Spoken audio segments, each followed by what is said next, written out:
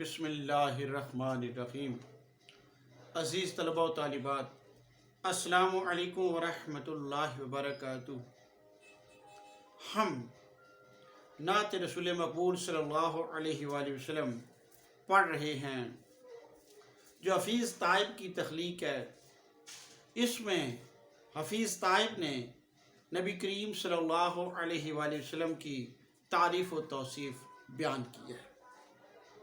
عزیز طلبہ و طالبات، اس سے پہلے گزشتہ لیکچر میں ہم نے نعت کے 3 شعر پڑھ لیے تھے۔ آج ہم اس خوبصورت نعت کا 4تھا شعر پڑھیں گے اور اسے سمجھنے کی کوشش کریں گے۔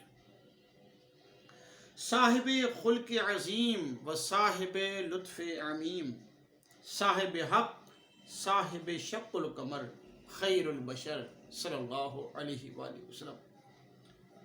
آئیے الفاظ کے معنی پر غور کرتے ہیں اور اس کے بعد اس کے مفہوم اور تشریح کو سمجھنے کی کوشش کرتے ہیں۔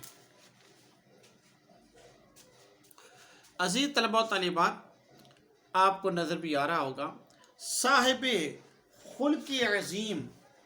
صاحب خلق عظیم کا مطلب ہے اعلیٰ ترین اخلاق کا مالک۔ حضور نبی کریم صلی اللہ علیہ وآلہ وسلم اعلیٰ ترین اخلاق کے مالک ہیں، اس لیے شاعر نے آپ کو صاحب خلق عظیم کہا ہے۔ صاحب لطف عمیم، صاحب لطف عمیم یا عظیم، یہاں پر آپ عمیم کر لیجئے۔ صاحب لطف عمیم، سب پر یکساں مہربانی کرنے والا، سب پر ایک جیسی مہربانی فرمانے والا، اسے کہیں گے صاحب لطف عمیم۔ صاحب حق، حق بات کرنے والا، جو ہمیشہ سچ بات کرتا ہے، حق بات کرتا ہے، صاحب حق۔ اور شق القمر، چاند کو 2 ٹکڑے کرنے والا۔ شق القمر تلمیح ہے، اس طرف شاعر نے اشارہ کیا ہے۔ دیکھیے اس شعر کا مفہوم یہ ہے کہ نبی کریم صلی اللہ علیہ وآلہ وسلم وہ عظیم الشان ذات ہیں جو اخلاق کے بلند درجے پر ہیں اور جن کی مہربانی سب پر یکساں ہے۔ آپ ہی وہ حق بات کرنے والے ہیں جنہوں نے چاند کو 2 ٹکڑے کیا۔ یہ اس کا مفہوم ہے۔ اور اب آگے ہم اس کی تشریح دیکھتے ہیں کہ اس میں شاعر کیا کہتے ہیں۔ عزیز طلبہ و طالبات، آپ دیکھیے شاعر یہ کہتا ہے صاحب خلق عظیم و صاحب لطف عمیم۔ نبی کریم صلی اللہ علیہ وآلہ وسلم کی ذات کے لیے شاعر کہہ رہا ہے کہ آپ صلی اللہ علیہ وآلہ وسلم کی جو ذات پاک ہے وہ صاحب لطف عمیم ہے، اور آپ صلی اللہ علیہ وآلہ وسلم کی ذات پاک صاحب خلق عظیم ہے۔ یعنی آپ کے جو اخلاق ہیں وہ بہت بلند ترین درجے پر ہیں۔ خلق عظیم، اخلاق کے عظیم درجے پر آپ فائز ہیں۔ اللہ تعالیٰ قرآن مجید کے اندر نبی کریم صلی اللہ علیہ وآلہ وسلم کے اخلاق کے بارے میں کیا فرماتا ہے، ذرا دیکھیے عزیز طلبہ و طالبات۔ اللہ فرماتا ہے سورہ احزاب آیت نمبر 21 کے اندر، اللہ تعالیٰ کا فرمان ہے لَقَدْ كَانَ لَكُمْ فِي رَسُولِ اللَّهِ أُسْوَةٌ حَسَنَةٌ، تمہارے لیے رسول اللہ صلی اللہ علیہ وآلہ وسلم کی زندگی میں بہترین نمونہ ہے۔ اور اسی طرح سے نبی کریم صلی اللہ علیہ وآلہ وسلم کی حدیث پاک ہے کہ جس کا ترجمہ یہ ہے مجھے بہترین اخلاق کی تکمیل کے لیے بھیجا گیا۔ اور سورہ قلم کی آیت نمبر 4 کا ترجمہ آپ دیکھیے وَإِنَّكَ لَعَلَىٰ خُلُقٍ عَظِيمٍ، بے شک آپ صلی اللہ علیہ وآلہ وسلم عظیم اخلاق کے مالک ہیں۔ اور اس آپ عزیز طلبہ و طالبات، وَإِنَّكَ لَعَلَىٰ خُلُقٍ عَظِيمٍ، بے شک آپ صلی اللہ علیہ وآلہ وسلم عظیم اخلاق کے مالک ہیں۔ اخلاق کیا ہے، ہمیں تھوڑا سا اس کے اوپر بات کرنی ہوگی تاکہ ہم سمجھ سکیں کہ اللہ تعالیٰ نبی کریم صلی اللہ علیہ وآلہ وسلم کے حوالے سے جو فرما رہے ہیں کہ آپ اخلاق کے بلند ترین درجے پر فائز ہیں۔ اخلاق کیا ہے؟ شیخ سعدی رحمۃ اللہ علیہ نے اخلاق کے معنی اور مفاہیم کے اندر تمام اسلامی اقدار، تمام شریعت کے جو احکامات اس کو لیا ہے، یعنی کہ ایک سیرت کی جتنی خوبیاں ہوتی ہیں اس تمام کو اخلاق کی تعریف میں لیا ہے۔ سچ بولنے والا، حق بات کرنے والا، غیبت سے بچنے والا، آنکھوں کی اپنے نظر کی حفاظت کرنے والا، ہمیشہ امانت دار رہنے والا، اللہ کو ماننے والا، محمد رسول اللہ صلی اللہ علیہ وآلہ وسلم کو خاتم النبیین ماننے والا، اسی طرح ہر ایک کے ساتھ محبت کے ساتھ، پیار کے ساتھ، ملنساری کے ساتھ ملنے والا، وعدے کے اوپر ہمیشہ قائم رہنے والا، یعنی کہ چھوٹوں کے اوپر شفقت فرمانے والا، بڑوں کے ساتھ محبت کرنے والا، اپنوں اور دشمنوں کے ساتھ اچھا سلوک کرنے والا، یعنی جو اخلاق کی جو انسان کی خوبیاں ہو سکتی ہیں، جو سیرت کی خوبیاں ہو سکتی ہیں، وہ تمام کی تمام جو خوبیاں ہیں وہ اخلاق کے مفاہیم کے اندر شامل ہیں۔ اب اگر آپ دیکھیے حضرت عائشہ صدیقہ رضی اللہ تعالی عنہا سے جب کسی نے پوچھا کہ نبی کریم صلی اللہ علیہ وآلہ وسلم کے اخلاق کیسے ہیں، تو آپ نے فرمایا کیا تو نے قرآن نہیں پڑھا؟ اب آپ اس سے اندازہ لگائیے کہ قرآن کے اندر جو احکامات دیے گئے ہیں، نبی کریم صلی اللہ علیہ وآلہ وسلم کی حیات پاک گویا ان احکامات کی تفسیر ہے۔ تو آپ کو جو صاحب خلق عظیم کہا گیا ہے کہ آپ جو ہے اخلاق کے بلند ترین درجے پر فائز ہیں، آپ نبی کریم صلی اللہ علیہ وآلہ وسلم کی جو حیات طیبہ ہے، آپ کی جو حیات پاک ہے، وہ اخلاق کی بلند ترین درجے پر فائز ہے۔ تو یہی شاعر کہہ رہا ہے کہ صاحب خلق عظیم، صاحب لطف امیم، آپ کی جو مہربانی ہے، آپ کی جو کرم نوازی ہے، وہ کسی ایک طبقے تک محدود نہیں ہے۔ آپ صلی اللہ علیہ وآلہ وسلم اپنوں کے لیے بھی دعا کرتے ہیں اور دشمنوں کی بھلائی کے لیے بھی دعا کرتے ہیں، ان کی خیر کے لیے دعا کرتے ہیں۔ آپ صلی اللہ علیہ وآلہ وسلم کا فرمان عالی شان ہے کہ کسی گورے کو، جس کا مفہوم بتا رہا ہوں، کہ کسی گورے کو کالے پر، کسی کالے کو گورے پر، کسی عربی کو اجمی پر اور اجمی کو عربی پر کوئی فوقیت حاصل نہیں ہے۔ اگر بزرگی حاصل ہے تو اس کی وجہ تقویٰ ہو سکتی ہے۔ اس سے نبی کریم صلی اللہ علیہ وآلہ وسلم کی شخصیت بھی ہمارے سامنے ابھر کے آتی ہے کہ آپ صلی اللہ علیہ وآلہ وسلم رنگ و نسل کی تمیز کے بغیر، کسی قسم کی لسانی تعصب کے بغیر، آپ صلی اللہ علیہ وآلہ وسلم کسی بھی تمیز، کسی بھی رنگ و نسل کی تمیز، کوئی بھی تقسیم جو انسانوں نے اپنے لیے بنا لی ہیں، انسانوں کو گرانے کے لیے، کچھ کو افضل بنانے کے لیے، اس تمام کی تمیز کے خلاف ہے، اور تمام کے لیے آپ کی جو مہربانی ہے وہ یکساں ہے۔ آپ کی مہربانی اور آپ کی کرم نوازی جو ہے وہ تمام انسانوں کے لیے، اپنوں کے لیے، پرایوں کے لیے، گورے کے لیے، کالے کے لیے، نیلے کے لیے، پیلے کے لیے، کسی بھی نسل کا باشندہ ہے، کسی بھی مذہب کا باشندہ ہے، اور کسی بھی خطے کا، کسی جغرافیائی حدود و قیود کا رہنے والا ہے، نبی کریم صلی اللہ علیہ وآلہ وسلم کی محبت، آپ کی رحمت تمام کے لیے برابر ہے کہ آپ رحمت للعالمین ہیں۔ آپ کی رحمت، اس لیے شاعر نے کہا صاحب لطف عمیم، کہ آپ کی مہربانی تمام انسانوں کے لیے، انسانوں تک ہی کیوں، تمام ذی روح جو مخلوق ہے، جو کائنات کے اندر رہنے والی جو بھی چیزیں ہیں، تمام کی تمام ان کے لیے آپ کی مہربانی برابر ہے۔ پروفیسر احمد رفیق اختر کے مطابق 13 لاکھ مخلوقات موجود ہیں دنیا میں، اور نبی کریم صلی اللہ علیہ وآلہ وسلم رحمت للعالمین ہیں، تمام جہانوں کے لیے، تمام عالموں کے لیے نبی کریم صلی اللہ علیہ وآلہ وسلم کی ذات پاک رحمت ہے۔ تو آپ صلی اللہ علیہ وآلہ وسلم رحمت للعالمین ہیں۔ اور پھر آگے اس نے حفیظ طائف فرماتے ہیں صاحب حق، حق بات کرنے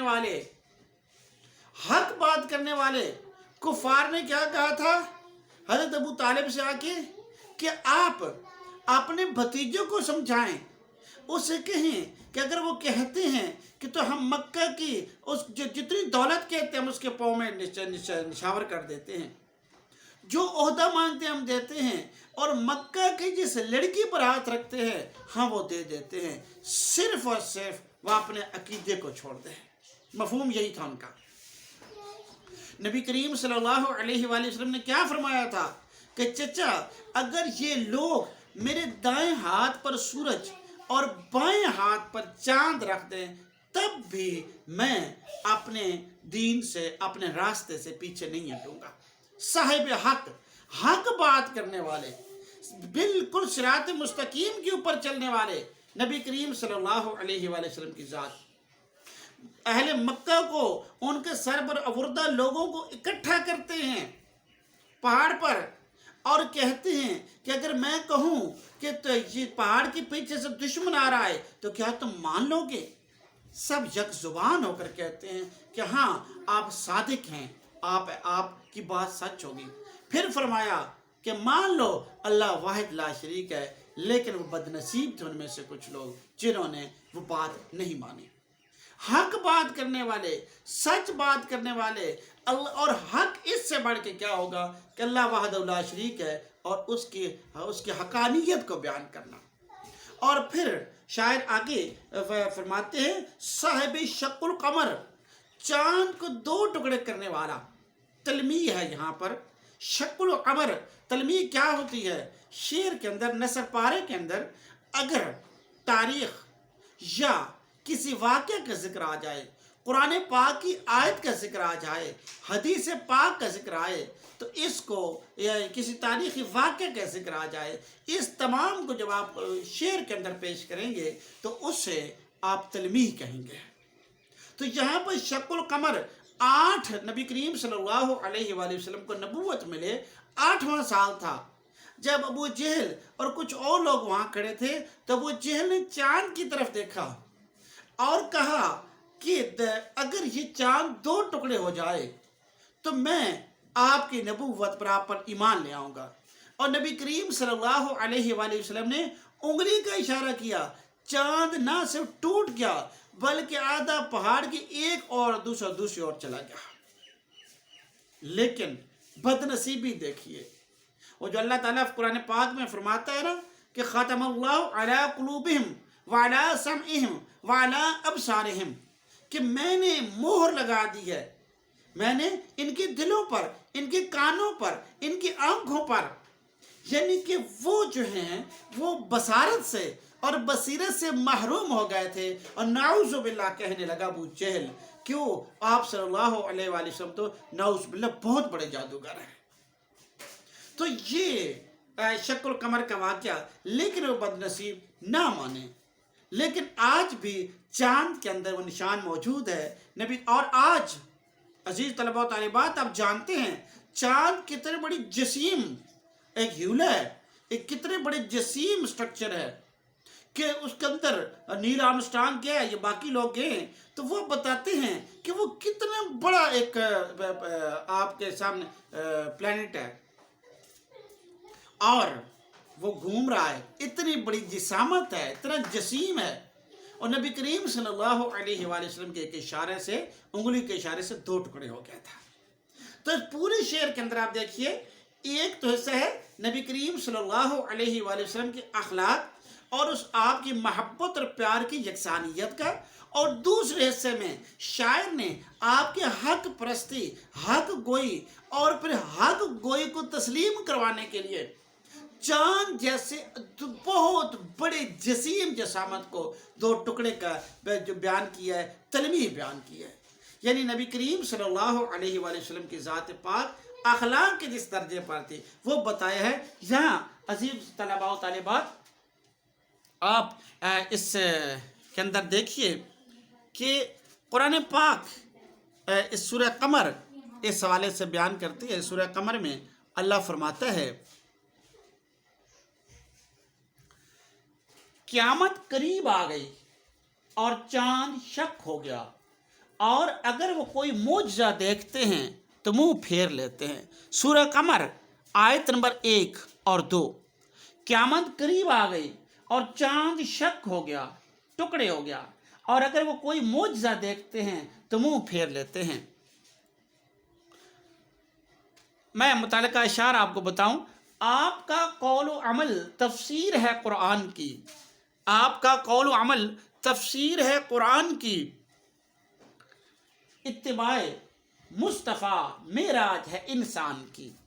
آپ صلی اللہ علیہ وآلہ وسلم کا اخلاق کی بات کی ہے نا، کہ اخلاق قرآن کی جو تفسیر ہے، جو عملی ثبوت ہے، جو عمل سے قرآن جو بتا رہا ہے، جو پریکٹیکلی ہے، وہ نبی کریم صلی اللہ علیہ وآلہ وسلم کی جو ذات پاک ہے، وہ مطلب پریکٹیکل آپ کے سامنے آتا ہے کہ آپ کا قول عمل تفسیر ہے قرآن کی، اتباع مصطفیٰ معراج ہے انسان کی، منبع لطف و کرم طبع مبارک ان کی، مہربانی کا جو مرکز ہے وہ آپ کی ذات پاک ہے، غم نصیبوں کی پناہ گوشہ داماں ان کی، منبع لطف و کرم طبع مبارک ان کی، اور غم نصیبوں کی پناہ گوشہ داماں ان کی۔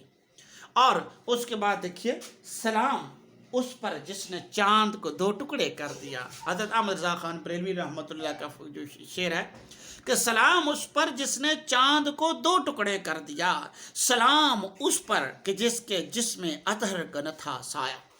تو یہ امید ہے آپ کو یہ شعر جو ہے سمجھ آ گیا ہوگا عزیز طلباء و طالبات۔ اب ہم اگلا شعر پڑھتے ہیں۔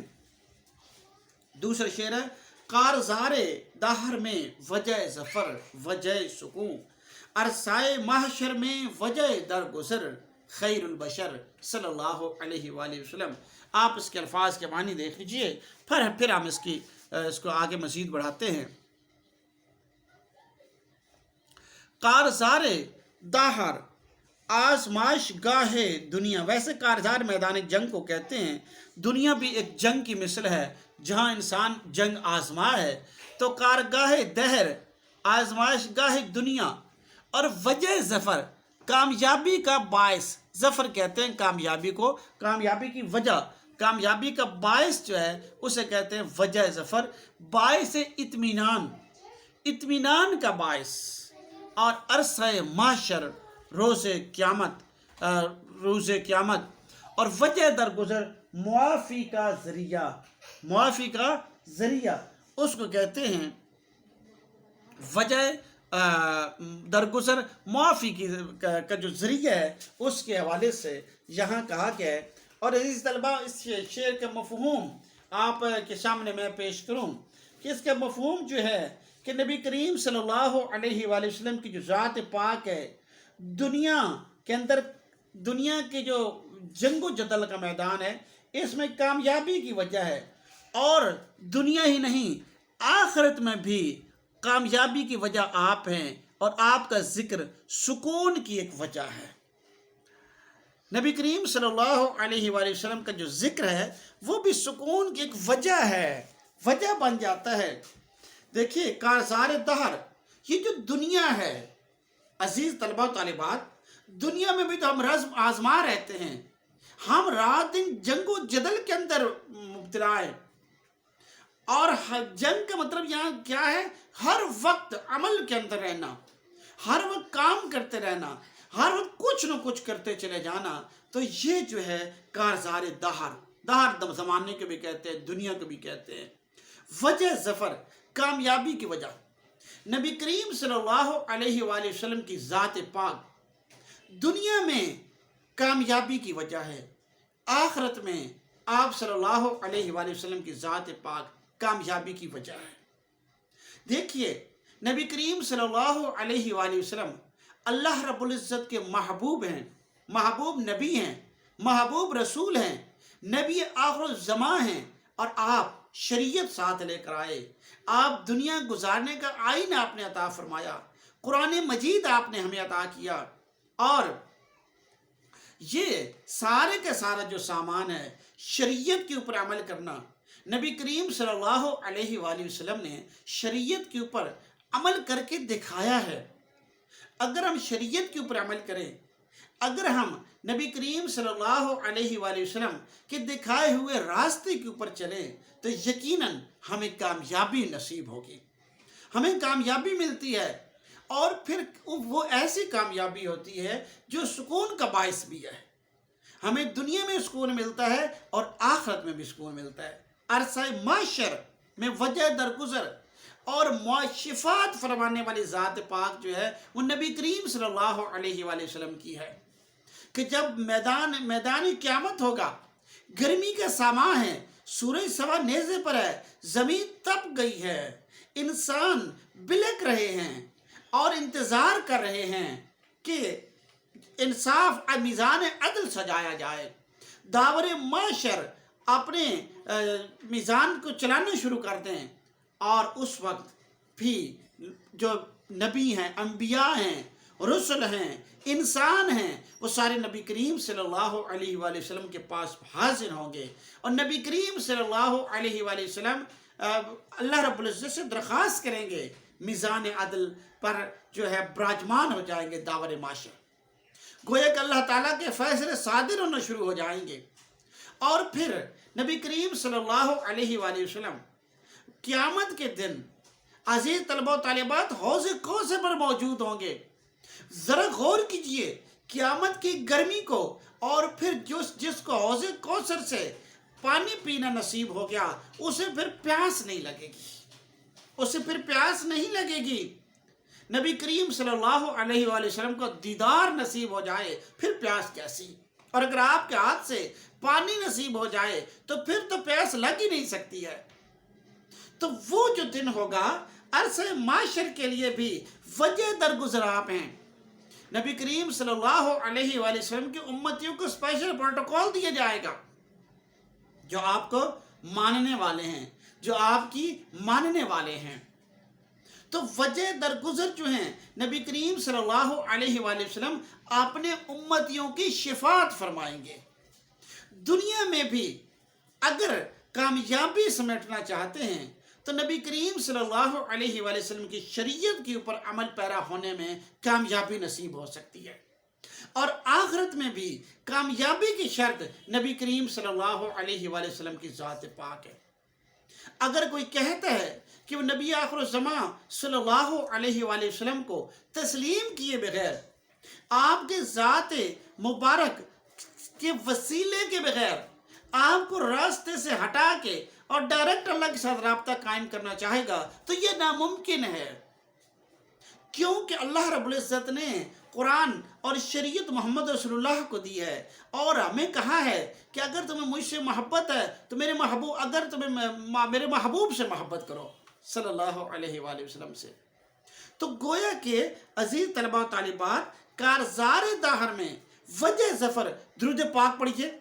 میں نے گزشتہ لیکچر میں بھی آپ سے عرض کی تھی کہ درود پاک دیکھیے 10 نیکیاں ملتی ہیں، 10 گناہ مٹتے ہیں، 10 درجے بڑھتے ہیں۔